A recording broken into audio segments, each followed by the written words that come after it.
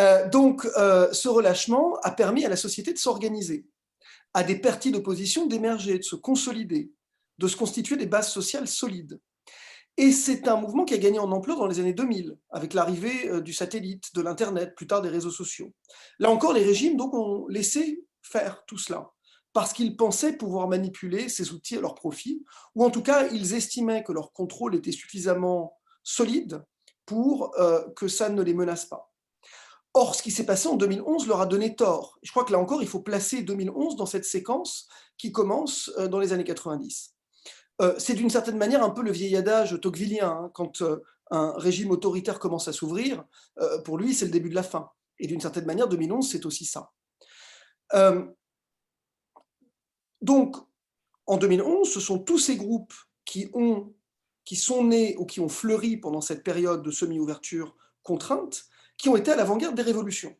Et donc, il n'y aurait pas eu les révolutions sans cette possibilité de la société de s'organiser sous contrainte dans cette phase antérieure. Pendant les révolutions de 2011, donc, il y a deux types de demandes, on s'en souvient. Il y a d'abord la question socio-économique qui est soulevée, la dénonciation des inégalités, de la corruption généralisée, du manque d'opportunités offertes à la jeunesse. Et puis, il y a la question politique, donc avec la dénonciation de ces gérontocraties répressives que les régimes du monde arabe étaient pour beaucoup devenus. Pourtant, évidemment, les régimes ont, face à ça, évidemment, cherché à résister. Dans certains cas, ils ont échoué, essentiellement du fait de défections internes au régime. Et là aussi, il faut bien voir que souvent, ce n'est pas la rue qui a eu le dernier mot, mais ça s'est joué au sein du régime. On pense évidemment à l'armée en Égypte se retournant contre Moubarak, et c'est ça, d'une certaine manière, qui va sceller le sort de Moubarak. Évidemment, il ne faut pas nier le rôle que joue la rue, hein, je ne sais pas ce que je suis en train de faire, mais c'est finalement dans cet échange entre l'armée et Moubarak que se scelle le sort de la révolution égyptienne. Dans d'autres cas, on a des régimes qui tiennent en 2011, mais par des concessions.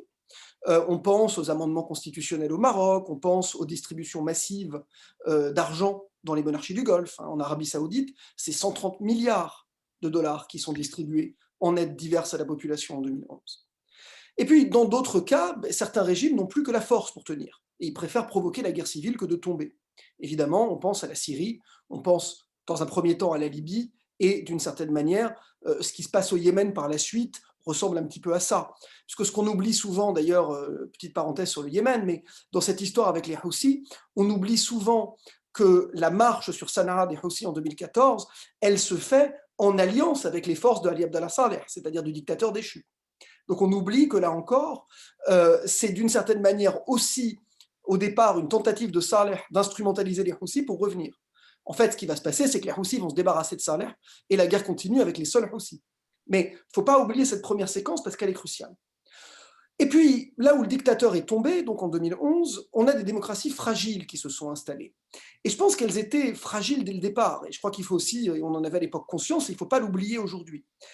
Elles étaient fragiles parce que, dès le départ, ces démocraties, elles avaient des ennemis puissants. D'abord, il y avait tous ceux qui étaient demeurés de l'ancien régime et qui étaient restés extrêmement influents. Il faut rappeler qu'en 2011, dans aucun des pays des printemps arabes, on a de purge ou même de véritable justice transitionnelle.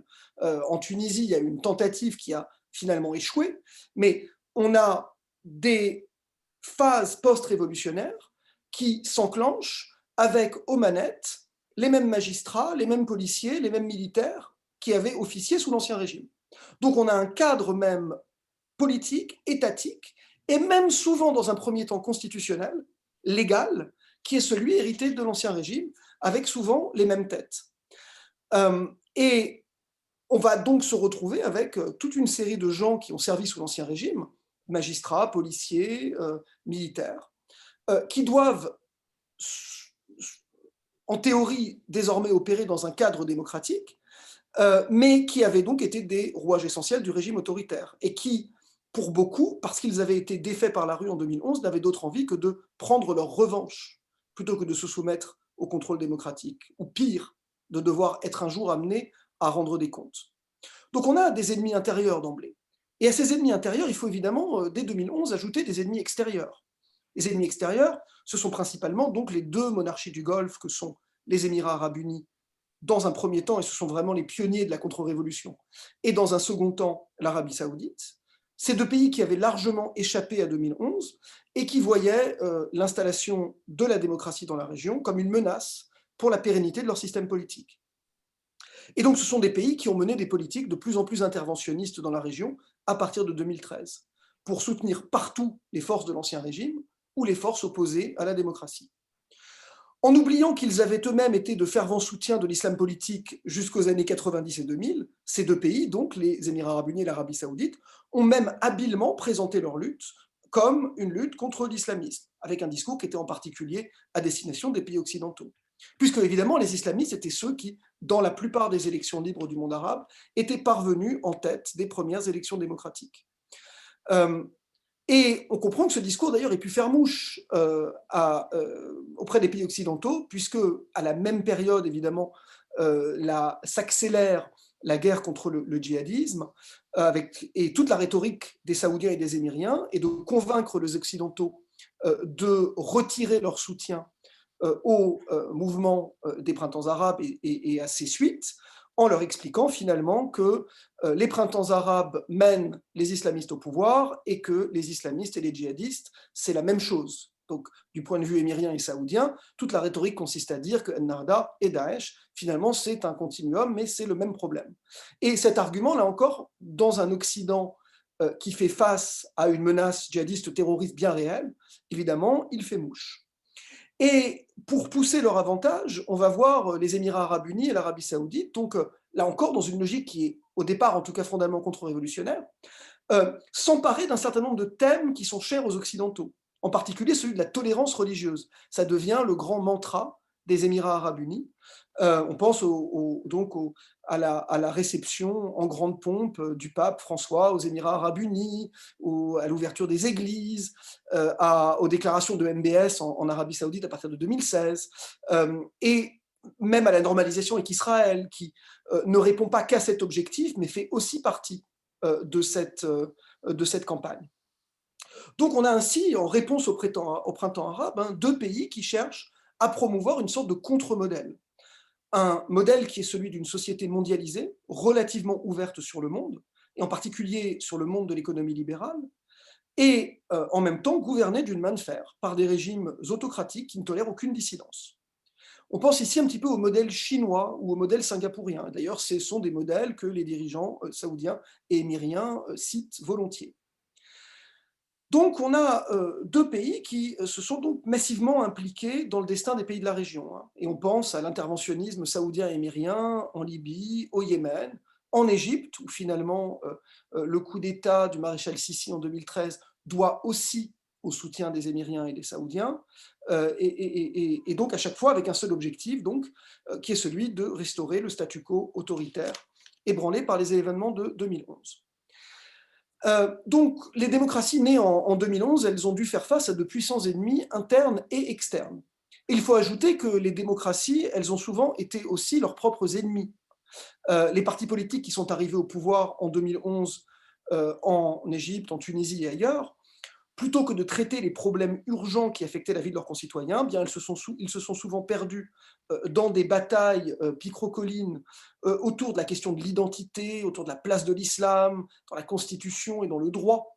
Puis, pire encore, même dans le cas tunisien, et on l'a vu jusqu'à récemment, ils se sont perdus dans des batailles politiciennes, de partage du pouvoir et des prébendes, de plus en plus déconnectés du quotidien de leurs administrés. C'est un reproche d'ailleurs qu'on peut faire à beaucoup de démocraties, et je crois que c'est un reproche qui est fait à notre démocratie aussi. Simplement, dans un contexte de démocratie en transition, comme c'est le cas en Tunisie jusqu'à il y a encore quelques temps, ce sont des reproches qui sont particulièrement dommageables et qui remettent en cause la légitimité même du système.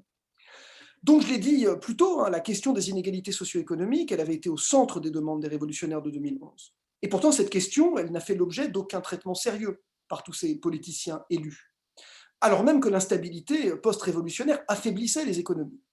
Donc on se retrouve avec des économies qui vont de plus en plus mal, des inégalités qui se creusent, et des pouvoirs politiques qui apparaissent comme centrés sur des enjeux complètement déconnectés des vrais problèmes des gens. Et donc le résultat, c'est que 10 ans après les révolutions, les pauvres du monde arabe sont encore plus pauvres. et les inégalités se sont creusées.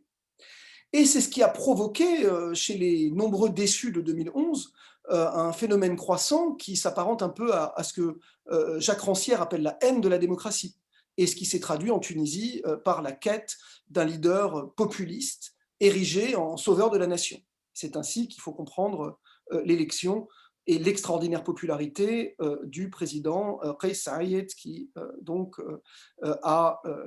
s'est attribué les pleins pouvoirs depuis cet été. Vous avez dû suivre par deux séries, un premier décret le 25 juillet 2021, puis de nouveau en précisant les termes le 22 septembre 2021. Donc on est en Tunisie dans une évolution tout à fait nouvelle, mais qui confirme cette tendance populiste et césariste face à des démocraties qui pâtissent. Alors, face à leurs ennemis extérieurs, à leurs ennemis intérieurs et à leurs propres démons, il faut dire que les démocraties du monde arabe, elles n'ont pas pu compter sur beaucoup d'alliés. Il y a eu d'abord des alliés essentiellement intéressés, qui étaient le Qatar et la Turquie, qui, plutôt que de soutenir le système démocratique en tant que tel, tendaient à soutenir plutôt certaines forces, et en particulier les forces issues de l'islam politique, ce qui, en général, a surtout eu pour effet d'ajouter à la polarisation et donc de faire monter les tensions et de fragiliser les démocraties. Les Occidentaux, surtout, ont cruellement manqué à l'appel. À aucun moment, les pays occidentaux n'ont songé à faire pour les printemps arabes, et je parle en particulier des Européens, donc, qui n'ont à aucun moment songé à faire pour les printemps arabes ce qu'ils avaient fait en 1989 pour les pays de l'Europe de l'Est, c'est-à-dire la mise en place d'un plan de soutien économique massif. Puisqu'on sait qu'une transition démocratique ne peut réussir que si la situation économique est stabilisée. Quand les gens n'ont pas à manger, ils n'ont pas beaucoup de goût pour la démocratie électorale. Or, dans le monde arabe, l'économie n'a cessé de se dégrader, entraînant avec elle la démocratie. Et donc voilà où nous en sommes aujourd'hui. Les transitions démocratiques ont échoué, et partout, on assiste à des conflits armés qui n'en finissent pas, ou bien à la consolidation de nouveaux régimes autoritaires. Et les régimes autoritaires d'aujourd'hui sont même bien plus répressifs qu'avant 2011. Et je vais revenir sur le premier point que j'ai mentionné au départ. Parce que ce qu'ils ont appris, s'ils ont appris une leçon de tout cet épisode, les régimes autoritaires d'aujourd'hui, c'est la suivante, c'est que c'est le relâchement des années 90 et 2000 qui a permis la révolution.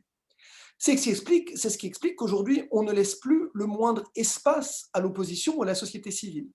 Et on le voit avec le régime militaire en Égypte qui est emblématique de cela. Alors que sous Moubarak, il y avait des opposants au Parlement, il n'y en a plus aujourd'hui un seul qui ait droit de citer, que des turiféraires du président. Et la moindre parole critique peut aujourd'hui en Égypte envoyer son auteur en prison, où croupissent d'ailleurs tous les révolutionnaires de 2011 qui n'ont pas réussi à fuir à l'étranger à temps. Donc cette chape de plomb, elle se retrouve partout dans la région. Et même les régimes qui avaient échappé au soulèvement d'ampleur de 2011 se sont durcis. On pense par exemple à la fermeture relative de l'espace politique dans des pays comme la Jordanie, le Koweït, même le Maroc, qui étaient plutôt ceux qui avaient été d'abord moins touchés en 2011, mais qui aussi en 2011 apparaissaient parmi les moins autoritaires. Alors évidemment, ce durcissement généralisé, il est aussi rendu possible parce que, contrairement aux années 2000, donc, la démocratisation du monde arabe n'est plus une priorité pour les États-Unis ou pour l'Europe. Les États-Unis sont dans une logique de retrait relatif depuis la présidence Obama, et l'implication politique de l'Europe, eh bien, elle fait passer la question démocratique après deux priorités que l'Europe juge plus urgentes, le contrôle des flux migratoires et la lutte contre le terrorisme. Et c'est ça qui laisse les mains libres à ces nouveaux autoritaires qui, lorsqu'ils sont malgré tout soumis à la critique par les Occidentaux, n'hésitent pas alors à jouer de leurs relations avec la Russie ou avec la Chine pour contrebalancer leur dépendance. Donc en somme, dans ce climat de régression démocratique généralisée, il y a de quoi être pessimiste. Et les quelques avancées obtenues ces dernières années, même si elles sont bien réelles, je pense à la question du droit de conduire pour les femmes en Arabie Saoudite, eh bien, ces avancées, elles doivent être vues pour ce qu'elles sont, c'est-à-dire un pis-aller pour précisément faire taire les critiques sur l'absence de démocratie. Et pourtant, même si les nouveaux autoritaires du monde arabe voudraient définitivement fermer la parenthèse ouverte en 2011, la conscience révolutionnaire reste vivace dans le monde arabe. Et on l'a encore vu en 2019, avec les soulèvements au Soudan et en Algérie, deux pays qui n'avaient pas connu la première vague de 2011. Et les mêmes causes produisant les mêmes effets, une nouvelle vague de soulèvement semble aujourd'hui possible, même si elle est bien entendu imprévisible. L'après-pandémie va même être une période difficile partout dans le monde, et plus encore dans le monde arabe, où les économies ont particulièrement souffert. Le risque d'une explosion sociale et politique est aujourd'hui partout. Le danger, à mon avis, c'est que contrairement à 2011, les sociétés civiles et les oppositions sont aujourd'hui laminées. C'est ce qui rendrait une explosion particulièrement périlleuse dans un contexte où les acteurs démocratiques n'apparaissent plus comme capables de prendre la tête de la contestation. Vous n'avez plus, comme en 2011, de l'autre côté, des partis d'opposition solidement constitués, des sociétés civiles bien ancrées, capables de prendre en charge une transition. Aujourd'hui, vous avez des régimes autoritaires et face à eux, un champ de ruines. Et dans ce contexte, ça laisse la porte ouverte à une nouvelle captation des mécontentements par les mouvements djihadistes. Et il faut se souvenir de l'épisode de la résurgence de Daesh en Irak en 2013. On oublie souvent, là encore, comment commence la résurgence de Daesh en Irak en 2013. Ça commence par un mouvement social. Ça commence par une révolution des sunnites, des manifestations à Baqouba et à Fallujah et dans les villes du centre de l'Irak. Et c'est ce mouvement de contestation qui, faute d'acteurs politiques légitimes pour s'en faire le porte-voix, est récupéré par Daesh, qui va le canaliser dans un sens djihadiste. Donc le risque, il est là. C'est que sans société civile, sans opposition constituée, évidemment, alors les régimes jouent de cette rhétorique de c'est nous ou le déluge. Le problème, c'est que le déluge, dans ce sens-là, ce serait une vraie catastrophe. Donc, voilà, je vais m'arrêter ici, mais je pense qu'il est, et je le dis ici, puisqu'on a des anciens étudiants de Sciences Po qui, pour un certain nombre d'entre eux, sont voués à exercer une certaine influence dans le champ politique, dans le champ économique. Je pense que c'est important qu'on en ait collectivement conscience. Il est vital que les pays occidentaux sortent du court-termisme dans lequel ils sont enfermés et qu'ils comprennent la nécessité de permettre une nouvelle éclosion dans le monde arabe des sociétés civiles et des oppositions. Parce que sans cela, la région pourrait à terme sombrer dans un chaos bien pire que celui qui a suivi 2011, avec des conséquences majeures aussi pour la région, mais aussi pour les pays du voisinage. Voilà, je vais m'arrêter ici. J'espère que je n'ai pas été plus long que le temps qui m'était imparti. Et je me suis concentré dans ma présentation sur les dynamiques générales, mais je suis évidemment tout à fait disposé à revenir sur les cas particuliers des différents pays dans les questions. Voilà, merci. Merci beaucoup, cher Stéphane, pour cette brillante présentation. Et je vous propose, chers camarades, que nous passions à la phase de questions-réponses. Un premier commentaire, mais qui n'est pas une question. Est-ce que vous avez, chers amis, des points d'éclaircissement? Ou de désaccord d'ailleurs. Ou de désaccord. J'ai vu une main se lever. C'est Tilila, Sarah. Oui, bonsoir. Bonsoir, Monsieur Lacroix. Tout d'abord, merci pour cet exposé très clair. J'avais une question par rapport à la Tunisie. Est-ce que vous pensez que la crise politique actuelle qui se passe depuis le coup de force de Kais Saied peut être qualifiée de coup d'État à proprement parler, ou c'est simplement une sorte on va dire, de maniement de la Constitution avec toutes les failles qu'elle peut avoir? Merci beaucoup, Tilila, pour cette question. Alors justement, je reviens de Tunisie. J'y ai passé une semaine pour essayer de comprendre ce qui s'y passait, donc je suis un peu mieux informé maintenant. Alors oui, c'est un coup d'État dans le sens où, je veux dire, l'article 80 qui a été invoqué ne permet pas de faire ce que le président a fait. C'est-à-dire qu'en particulier, l'article 80 prévoit effectivement une forme d'état d'urgence, mais avec un Parlement en session permanente, et donc pas la fermeture du Parlement. Donc, sur un plan strictement constitutionnel, de fait, il y a violation de la Constitution. Maintenant, effectivement, ce qui se passe en Tunisie est tout à fait intéressant. Moi, je suis parti avec beaucoup de questions. Je suis revenu d'ailleurs avec peut-être encore plus de questions que quand j'étais parti, mais je pense que les questions sont un peu mieux formulées. Ce que je comprends en tout cas, c'est que ce que me disent les amis et les observateurs tunisiens, c'est que le sentiment général chez les Tunisiens était que la Tunisie allait dans le mur. Et que donc, de toute façon, je veux dire, il fallait qu'il se passe quelque chose. Et c'est pour ça que la décision de Kais Saied a été plutôt populaire, en fait, auprès d'une grande partie de la société, parce qu'il y avait ce sentiment, en effet, d'une démocratie qui tournait en rond. avec des acteurs qui étaient complètement déconnectés de la société, des querelles politico-politiciennes qui ne réglaient rien aux problèmes de la société. Et donc, Kais Saïd, effectivement, a eu beau jeu de se poser en sauveur, en disant, voilà, il faut maintenant un exécutif qui prend des décisions face à toutes les crises que connaît la Tunisie, économique et sanitaire. Et donc, on ne peut plus laisser ces politiciens qui pensent à leur intérêt personnel plutôt qu'au pays décider. Je crois qu'il a été soutenu dans ça. Donc, en l'occurrence, effectivement, je pense qu'on peut dire que c'est un coup d'État. Je pense qu'on peut dire que c'est un coup d'État populaire. Ça n'est pas non plus tout à fait la contre-révolution, pour revenir à mon cadre. Hein, c'est plus compliqué que ça, parce que, en fait, en Tunisie, on a une sorte de triangle. C'est-à-dire qu'en Égypte, on est vraiment dans un cadre révolution contre contre-révolution. En Tunisie, on a la révolution, la contre-révolution, et cet acteur inqualifiable, entre guillemets, hein, difficile à qualifier, à catégoriser, incatégorisable, qui est Kais Saïd, qui, d'une certaine manière, pour reprendre la description d'un ami, fait une sorte de synthèse entre la révolution et la contre-révolution, et qui, d'une certaine manière, surfe à la fois sur l'un et sur l'autre, joue sa propre partition. Alors, la question, évidemment, est de savoir si tout ça va bien finir. Je sais que la plupart des amis tunisiens, quand même, qui ont une bonne connaissance des dynamiques politiques, disent que malgré tout, il est quand même probable que tout ça finisse mal, parce qu'on ne voit pas beaucoup les cartes qu'il a en main, et on se dit effectivement que derrière, il y a la contre-révolution qui attend, hein, l'appareil sécuritaire tunisien qui attend son heure, et qui attend d'une certaine manière que Kais Saïd montre son incapacité à régler les problèmes, donc pour revenir en force avec un nouveau Ben Ali, mais ce ne sera pas lui le nouveau Ben Ali, lui ce sera de cette manière l'étape avant une vraie restauration autoritaire. Donc ce qui se passe en Tunisie aujourd'hui est très curieux. Il n'y a pas d'emprisonnement abusif. Hein. Il y a eu des affaires qui ont été portées devant les tribunaux contre un certain nombre de gens, mais c'était des affaires qui étaient plus anciennes.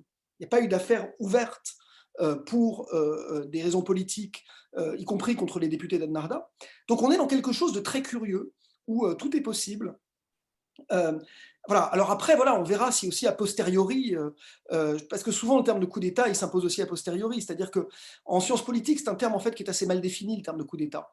Il y a une définition technique qui, d'une certaine manière, quand il y a d'une certaine manière un viol de la Constitution pour remplacer un exécutif par un autre, c'est un peu ce qui s'est passé en Tunisie. Et puis on juge souvent aussi un coup d'État a posteriori, quand on voit sur quoi il a débouché. On oublie par exemple, et c'est ce que disent les partisans de Kais Saïd, hein, que c'est exactement ce que le général de Gaulle a fait en 1958. Et c'est vrai qu'aujourd'hui, la plupart d'entre nous ne qualifient pas 58 de coup d'État, alors que techniquement c'est un coup d'État. Mais effectivement, parce que c'est une courte période qui mène à une restauration de la démocratie, on a dans l'histoire finalement, voilà, on ne le qualifie pas de coup d'État. Donc là encore, ce sera les événements à venir qui, d'une certaine manière, vont nous aider aussi à revenir sur ce qui s'est produit cet été en Tunisie et à savoir si c'était ou pas. En tout cas, on verra comment l'histoire le retiendra. D'accord, merci beaucoup. Stéphane. On a une question d'Astrid Bourlon qui a levé la main. Astrid. Bonjour professeur, merci pour votre présentation. J'ai une question centrée sur la Jordanie, mais qui vaut certainement pour d'autres États. Je voudrais savoir si, selon vous, le régime a encore intérêt à envoyer une image d'ouverture, de modération pour maintenir sa légitimité internationale, ou bien s'il évolue librement sans avoir vraiment besoin de façade à présent. Alors, merci Astrid de cette question. Non, je pense que cette façade, elle reste importante. Elle reste importante parce que ça va lui... voilà, ses liens avec les pays occidentaux, avec les Américains en particulier, ne dépendent évidemment pas que de ça. La Jordanie est un pays qui, à bien des égards, est un pays stratégique. Et de toute façon, effectivement, les Américains le soutiennent pour sa position stratégique entre Israël, la Syrie, l'Irak et l'Arabie Saoudite. Hein. Donc il est vraiment au cœur du cyclone, ce pays. Mais je crois que voilà, cette prétention à incarner ce qu'on appelait par le passé les régimes arabes modérés, hein, c'était le terme qu'on employait à l'époque où il y avait face à eux des nationalistes arabes, des communistes, etc. Donc voilà, c'est la nouvelle version des régimes arabes modérés que les Occidentaux se plaisent à soutenir. Et donc la Jordanie a besoin de cette étiquette parce que voilà, il ne faut pas oublier quand même quelque chose quand on parle de la Jordanie, c'est que la Jordanie est un État rentier. mais c'est un État rentier, c'est-à-dire que c'est un État qui dépend essentiellement pour ses ressources de l'aide internationale, et en particulier des aides américaines. Donc, il a besoin de cette étiquette pour recevoir ses aides, et cette étiquette, elle est effectivement liée à sa situation géographique et à son rôle d'État tampon entre les 4 pays que j'ai nommés, mais aussi à cette étiquette d'État arabe modéré qui le rend, voilà, qui fait qu'il est vu par les Américains en particulier comme l'un de leurs plus fidèles alliés. Donc non, je crois qu'il a besoin de continuer à jouer cette carte.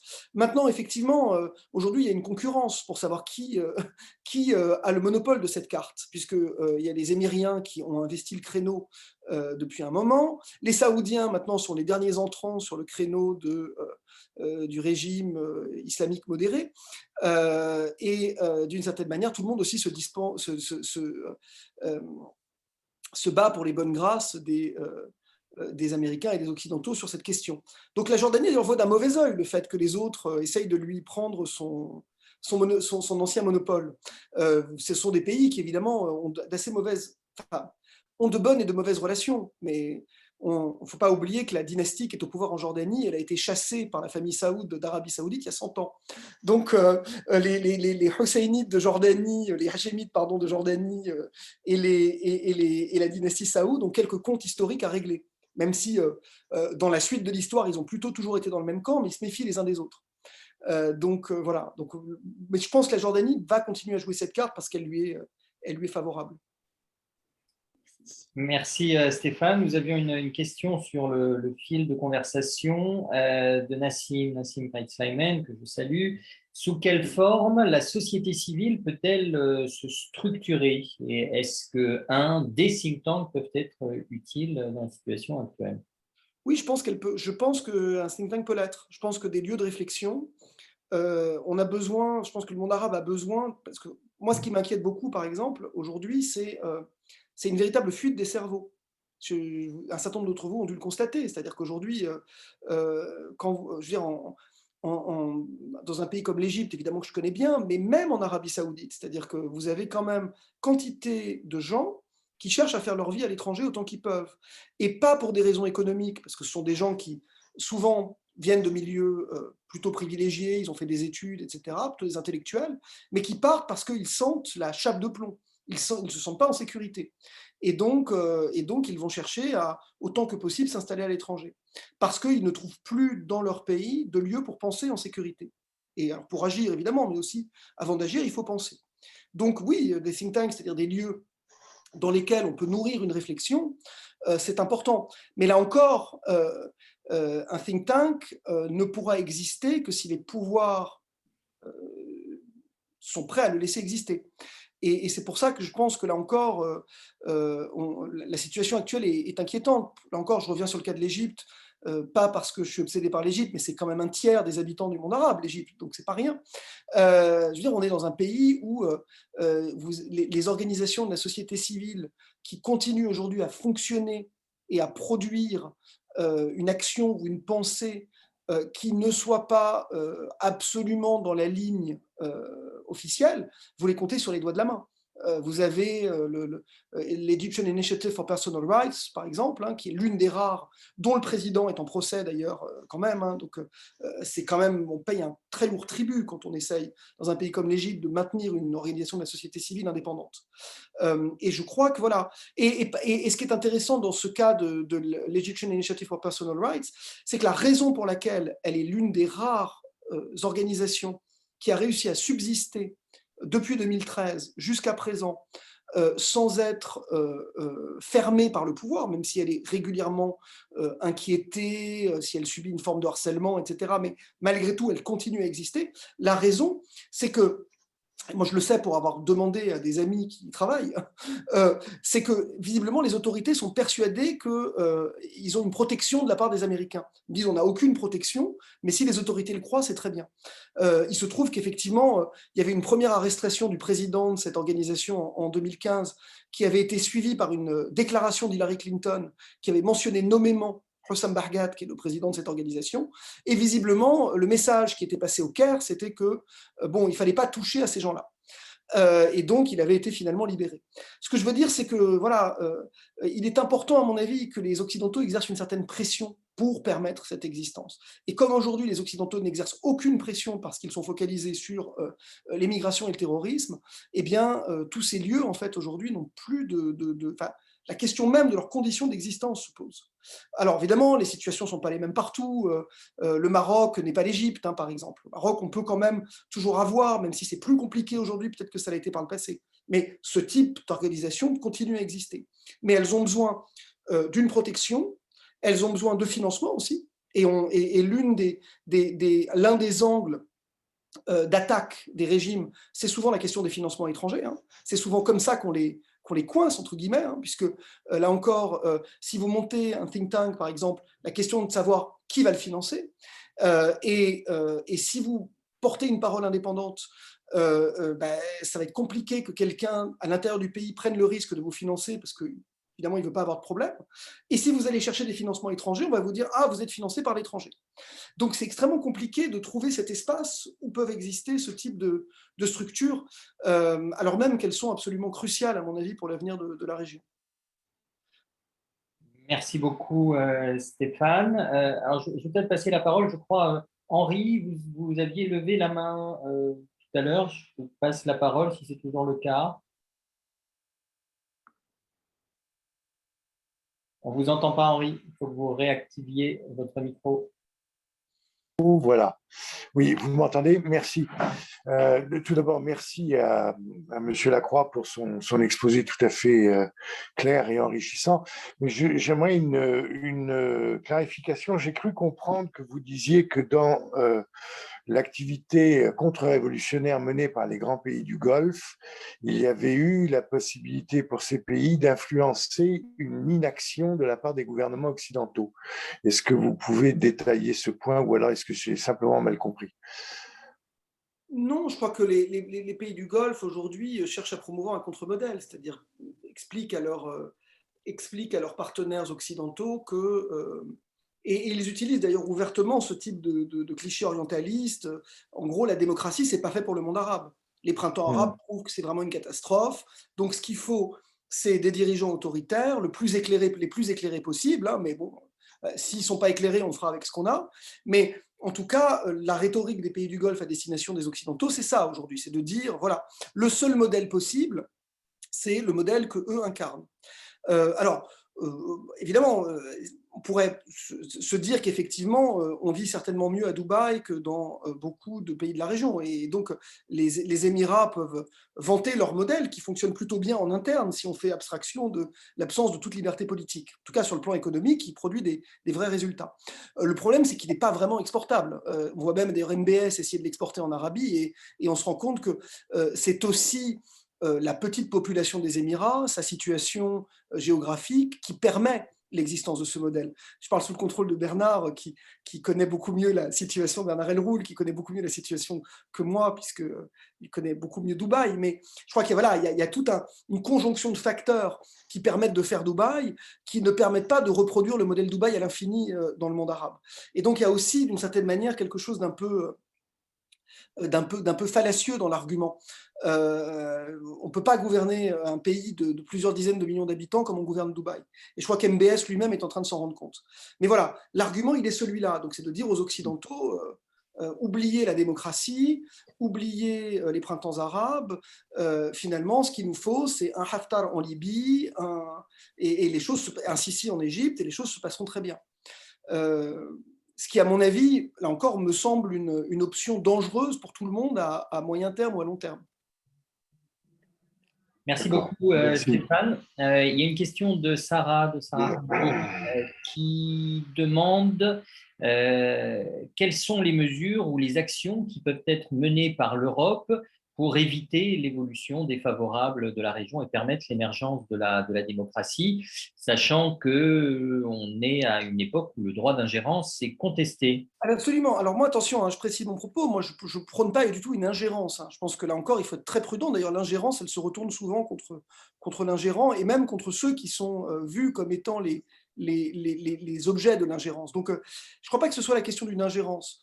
Je pense que la question, c'est celle de la défense de valeurs.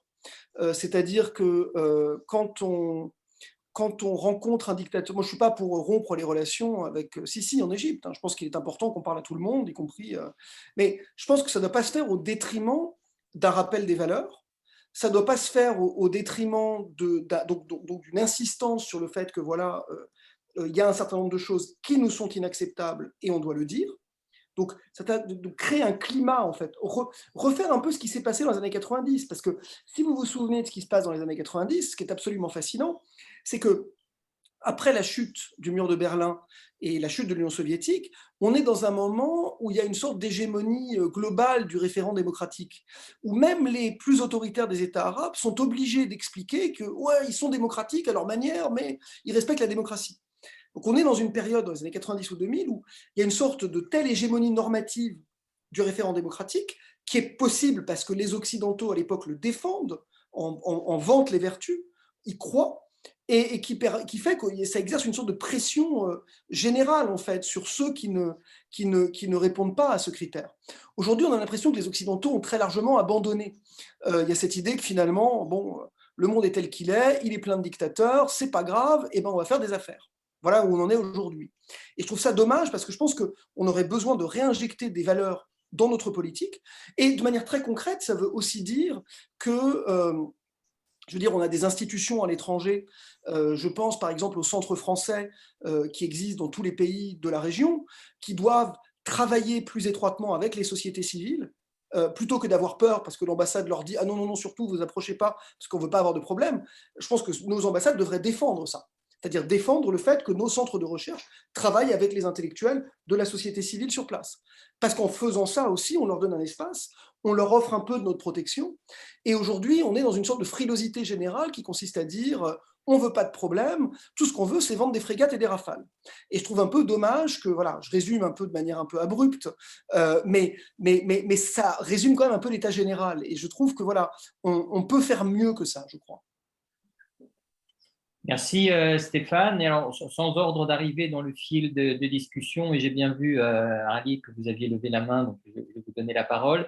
Mais je prends la question de Tania qui remercie évidemment Stéphane pour cet exposé et qui demande quelle est la perception que vous avez du rôle de la Russie dans cette dynamique révolutionnaire contre révolutionnaire. On la sait très active dans le soutien armé en Syrie et en Libye, entre autres, mais quelle est son influence dans d'autres pays où ses intérêts sont en jeu? Oui, alors c'est une très bonne question. La Russie en gros, fonctionne sur un logiciel assez simple. C'est que partout où elle peut mettre en difficulté les États-Unis et que ça ne lui coûte pas trop cher, parce qu'il ne faut pas oublier que la Russie, c'est un pays qui a des ressources limitées, hein. Je crois que le PNB de la Russie, c'est le PNB de l'Italie, me semble-t-il. Il faut toujours se souvenir de ça quand on parle de la Russie. C'est-à-dire qu'on a un pays qui a les moyens économiques de l'Italie.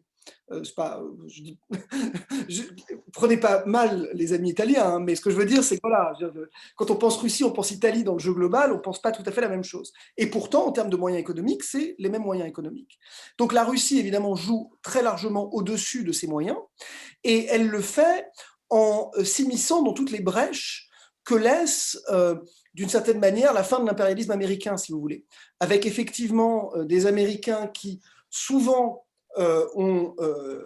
qui ont des ennemis partout dans la région, dont la politique américaine a quand même polarisé beaucoup la région, et donc les Russes peuvent, à peu de frais, jouer les troubles faits en soutenant, alors évidemment, soit les dictateurs, soit le régime de Bachar en Syrie, enfin.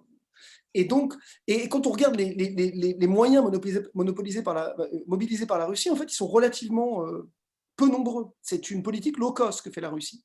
Mais là encore, elle profite des failles de cet impérialisme américain déclinant, et elle le fait très intelligemment. Il faut reconnaître que les Russes, en termes de coût-bénéfice, ils sont assez impressionnants. C'est-à-dire que ça ne leur coûte pas très cher, et pour un coût relativement faible, ils apparaissent aujourd'hui comme une puissance majeure de la région. Alors, à la différence, malgré tout, que, je veux dire, le soutien, les Russes ne font pas rêver tellement. C'est-à-dire que malgré tout, aujourd'hui, le seul pays qui est capable d'exporter du rêve contre le rêve américain, c'est plutôt la Chine. Les Russes, c'est plutôt pour embêter les Américains. C'est ce que fait Sisi quand, après le coup d'État de 2013, Obama avait un propos désagréable en disant que quand même ce qui se passait en Égypte, c'est pas très bien. Les Américains l'ont dit un peu au début, puis après ils ont arrêté. Mais au début de la présidence Sisi, il y a eu quelques propos à l'époque d'Obama et Hillary Clinton. Qu'est-ce que faisait Sisi à chaque fois? Il allait faire une visite officielle à Moscou. C'est une manière de dire aux Américains, on n'a pas besoin de vous. Et je pense que les Russes servent essentiellement à ça, c'est-à-dire à rééquilibrer pour les acteurs de la région cette relation qui a longtemps été effectivement une relation de dépendance à l'égard des États-Unis. Et les Russes sont contents de se prêter au jeu parce que ça leur permet de surjouer aussi leur influence. Enfin, il y a un jeu de dupes, en fait, beaucoup avec la Russie. C'est ça que je veux dire. Il y a un jeu de dupes. La Chine est un acteur autrement plus important parce que lui, il a des ressources économiques, parce que lui, il est vu comme un Eldorado économique par une partie des pays de la région. Je veux dire, au bout du compte, in fine, le vrai problème de la plupart des pays de la région, c'est l'économie. Ils ont besoin d'un pays qui va les soutenir économiquement. La Russie n'en a évidemment pas les moyens. La Chine en aurait les moyens. Et c'est pour ça que la Chine fait beaucoup plus rêver et qu'effectivement, on a de Riyad au Caire, en passant par Damas et toute partie en fait, des capitales de la région, aujourd'hui une sorte de rêve chinois, quoi. Et donc oui, c'est plutôt, à mon avis, c'est plutôt la Chine qui, alors pour le moment, ne fait pas trop de politique. C'est ça qui distinguait les Chinois, effectivement, des Russes. C'est-à-dire que les Chinois ont évité de prendre des positions trop tranchées chaque fois qu'il y avait des querelles politiques trop visibles. Ils ne sont pas impliqués tellement en Syrie. Ils étaient généralement plutôt à la remorque, souvent des Russes d'ailleurs. Mais on va voir, à mon avis, dans la décennie à venir, une Chine qui va doubler ses ambitions économiques d'ambitions politiques. Donc il faut s'attendre aussi à ce que le vrai, comment on peut dire, le vrai némésis des États-Unis et de l'Europe, d'une certaine manière aussi, pour l'influence dans la région, ce soit plutôt la Chine. La Russie est une sorte voilà, c'est un moment que les Russes ont su exploiter de main de maître, mais ils n'ont pas les moyens de tenir sur le long terme, les Russes, alors que les Chinois ont les moyens. Merci Stéphane. Ali, vous aviez levé la main, vous avez une question. Oui, merci. J'avais une question, bonjour professeur, j'avais une question sur cette notion de démocratie en transition. Est-ce que selon vous, il y a une séquence historique dans l'histoire du monde arabe qui pourrait être qualifiée de démocratique? Est-ce que typiquement, la séquence des 10 dernières années en Tunisie peut être qualifiée de démocratie ou de démocratie en transition? Alors qu'il y avait une faiblesse flagrante des institutions, qui n'avaient pas de cour constitutionnelle capable de venir juger la légitimité de la décision du président Kais Saïd, etc. Est-ce qu'on n'était pas plutôt dans une zone grise entre le régime démocratique et le régime autoritaire? Est-ce qu'on était vraiment dans une démocratie en transition? Merci. Merci beaucoup, Ali, de cette question. Je pense que, bon, d'abord, il faut voir en fait, il y a toujours il y a toujours une sorte de continuum entre l'autoritarisme et la démocratie. C'est-à-dire qu'en fait, ce ne sont pas deux catégories absolument distinctes l'une de l'autre. C'est-à-dire qu'il y a des démocraties avec des tendances autoritaires et des régimes autoritaires avec des tendances démocratiques. Vous voyez ce que je veux dire? On est sur une sorte de continuum où finalement on peut régresser sur le continuum dans un sens ou dans l'autre.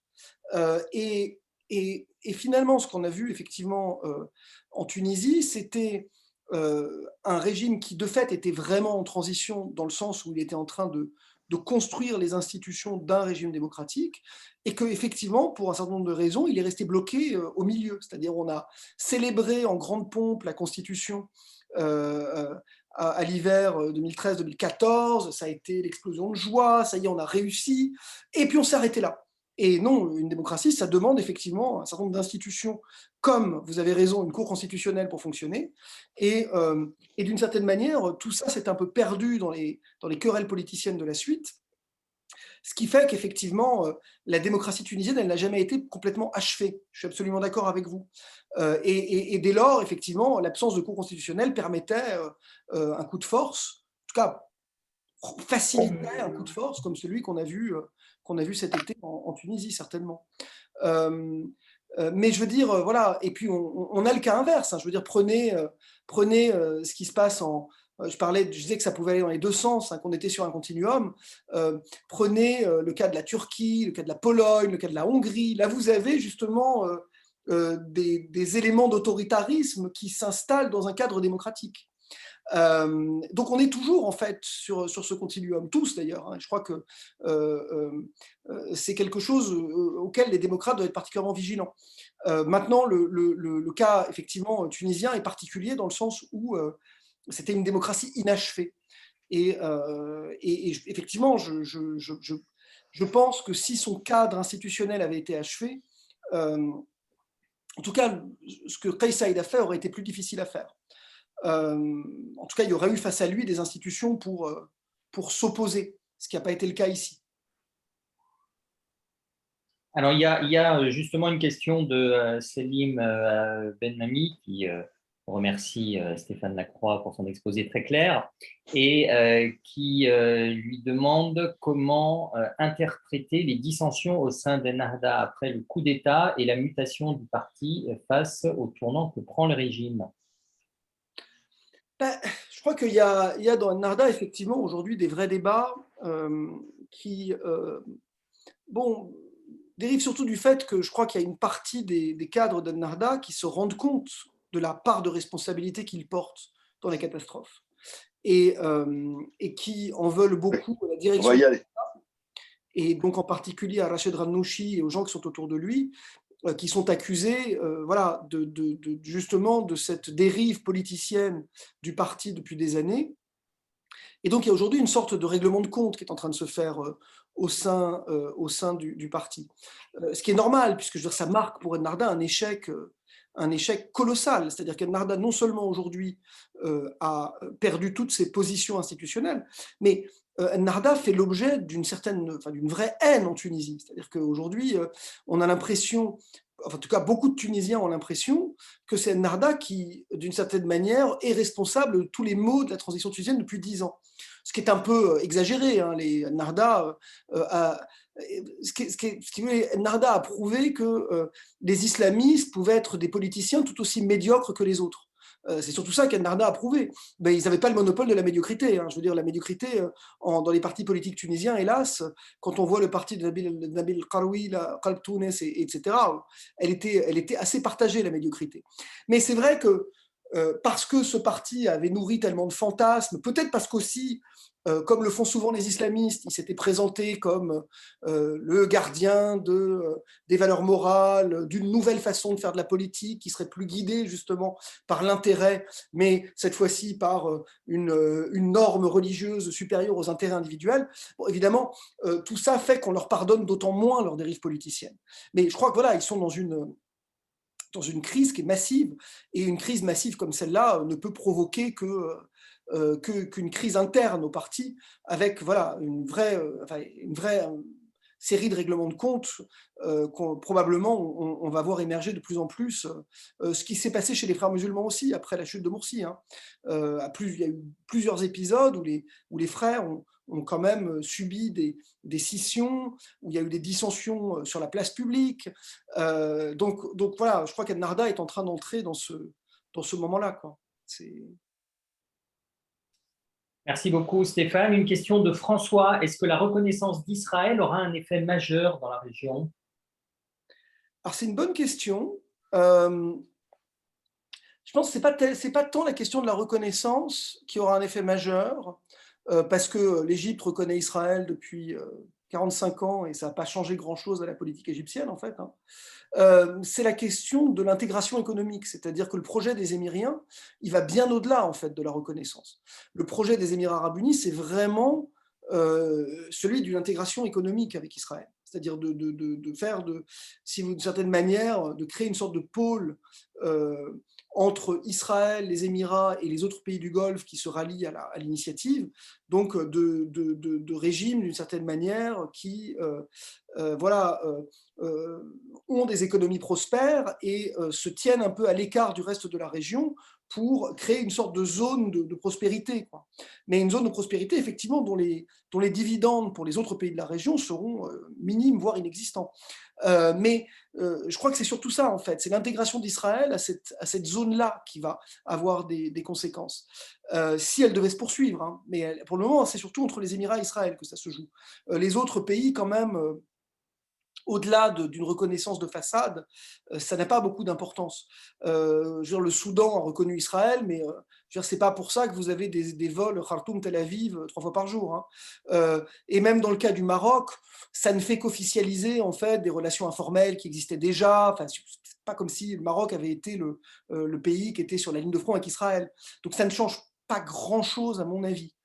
C'est surtout ce qui se passe entre Israël et Émirats arabes unis qui peut avoir effectivement des conséquences à plus long terme. Merci Stéphane. Deux questions issues du clan Mentonnet concernant le Liban. Une première question de Pierre Saïd Youssef qui demande si, dans la mesure où vous avez évoqué les situations en Algérie et au Soudan en 2019 comme faisant partie de la logique révolution contre révolution, considérez-vous que le soulèvement au Liban la même année fait également partie de cette dynamique ou est-ce que c'est un cas à part? Ça, c'est la première question sur le Liban. Et la deuxième de Sophie Bichon, qui évidemment remercie Stéphane pour cet exposé, et qui se demande si la crise économique dans le pays pourra conduire à une déstabilisation du système politique actuel ou au contraire participer à un renforcement de la société civile. Alors, merci à tous les deux pour ces questions. Pierre, en fait, je parlais d'Algérie et de Soudan en 2019, et là, ça s'inscrit clairement dans la même logique. Ce qui se passe au Liban et en Irak est d'une nature un peu différente. Alors, ça participe malgré tout au sens large du même mouvement, c'est-à-dire finalement de cette logique d'émancipation des sociétés par rapport à des États qui sont de plus en plus vus comme des sortes de léviathans qui pèsent beaucoup plus qu'ils n'apportent, hein, une volonté de se réapproprier l'État de la part des sociétés. Ça, c'est quelque chose qu'on voit en 2011 dans tous les pays de la région qui connaissent des manifestations, hein. Mais ça se décline évidemment différemment au Liban, en Irak, puisque on est dans des États qui, dans les deux cas, ne sont pas des États autoritaires classiques, sont des États qui sont, dans les deux cas, là encore, des démocraties de façade, fondées sur un partage confessionnel du pouvoir, malgré tout avec une liberté d'expression qui existe dans ces deux pays beaucoup plus que dans beaucoup de pays de la région. Donc on est dans des cas assez différents dans le cas du Liban et de l'Irak. Et dans ces deux cas-là, c'est plutôt une volonté de la part des sociétés d'essayer alors à la fois un rejet des politiciens qui sont vus comme ayant exploité le confessionnalisme à leur profit pour se partager des prébendes, etc. Hein, donc on retrouve cette même logique, mais là avec la variable du confessionnalisme. Et puis la volonté finalement de dépasser le confessionnalisme pour reconstruire la nation par le bas sur une dynamique qui dépasserait les appartenances confessionnelles. Et avec cette vision commune en Irak et au Liban, que finalement le confessionnalisme sert les intérêts de clans qui se sont appropriés le pouvoir au nom du confessionnalisme, et que ça n'est qu'en dépassant le confessionnalisme qu'on pourra mettre fin au pouvoir de ces clans qui se sont appropriés le pouvoir en son nom. Donc c'est quand même une déclinaison un peu de la même logique, mais une déclinaison assez originale, puisque là, c'est pas tant la question de l'autoritarisme que la question de la corruption, du clanisme et du confessionnalisme qui est vu comme étant la clé de tous ces maux. Merci beaucoup, cher Stéphane. Alors, il est 19h, bientôt 5. Peut-être une toute dernière question en forme de conclusion. C'est une question posée par Nassim Kaït-Slimane. Finalement, quel pouvoir ont les gouvernements de technocrates dans les pays arabes? C'est un peu un peu le serpent de mer. Puis on veut faire des gouvernements de technocrates. Ça donne l'idée effectivement qu'on pourrait sortir de la politique par la technocratie. et c'est ce qui a été tenté au Soudan, c'est ce qui a été tenté au Liban. Donc il y a depuis un certain nombre d'années, effectivement, tout ce thème des gouvernements technocrates qui n'arrêtent pas de revenir. Alors effectivement, ça permet d'avoir au pouvoir des gens qui, c'était le cas, on l'a vu au Soudan, hein, qui sont bien mieux intégrés aux institutions politiques internationales. C'est le cas de Hamdouk, hein, l'ancien Premier ministre soudanais, qui a été renversé par l'armée, vous l'avez vu il y a quelques jours, mais qui était quelqu'un qui justement est un haut fonctionnaire international, qui donc connaît extrêmement bien tout ce système et donc évidemment a des liens privilégiés avec des acteurs internationaux, ce qui explique peut-être aussi d'ailleurs que la question soudanaise ait fait réagir autant les Occidentaux, parce que Hamdouk est quelqu'un qui est très lié à toutes ces institutions. En soi, moi, je pense que c'est une, comment vous dire, c'est une solution trop facile, la solution par la technocratie. Les problèmes du monde arabe, ils ne sont pas que des problèmes de mauvaise gestion des ressources par des gens qui ne seraient pas formés, et donc il y aurait des technocrates experts qui sauraient faire. Alors certes, ça vaut mieux effectivement que des gens qui sont absolument nuls, qui ne savent pas ce qu'ils font. Hein. Technocrates, au moins un savoir technique.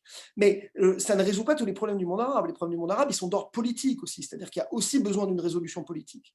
Et cette espèce d'illusion qu'on peut faire comment vous dire, contourner les problèmes politiques par la technocratie en ne réglant pas les problématiques politiques, je crois qu'elle est un peu fausse. Et on l'a vu dans le cas du Soudan, typiquement, puisque le vrai problème, c'est l'armée, ce n'était pas la technocratie. Donc vous avez mis un gouvernement sympathique de technocrates, mais tant que vous n'avez pas réglé la problématique militaire, et donc la problématique des conflits, et donc la problématique du Darfour, et donc la problématique de qu'est-ce qu'on fait avec Omar el-Bashir, parce que c'est tout ça, en fait, qui explique la crise soudanaise. Tant que vous n'avez pas pris à bras-le-corps des questions qui sont éminemment politiques comme celle-ci, vous avez beau avoir les meilleurs technocrates du monde, les mieux connectés, ça ne permet pas une pérennité du système démocratique. Donc voilà, je crois qu'on a au contraire besoin de prendre à bras-le-corps les problèmes politiques dans le monde arabe. La solution par la technocratie, je l'entends, mais elle me semble un peu facile. Cher Stéphane, sur ces mots de conclusion, il ne nous reste plus qu'à te remercier très chaleureusement. C'était absolument passionnant. Que tous nos meilleurs vœux de bonne santé et de succès t'accompagnent dans tes missions de recherche dans la région. Au plaisir de te voir très prochainement à Sciences Po en présentiel. Et à nouveau, un grand bravo, en effet, et un grand merci pour cette présentation absolument passionnante. Encore merci, cher Stéphane. Tu es libre de rester avec celles et ceux qui ont encore un peu de temps, mais sinon… Je vais devoir, hélas, vous quitter. Je te dis à très bientôt. Je te remercie beaucoup, cher Bernard, pour l'invitation. Et je remercie tous nos anciens étudiants et ceux que je connais et ceux que je ne connais pas pour leurs questions et leur écoute. Voilà. Et au plaisir donc de te retrouver et de vous retrouver tous à d'autres occasions.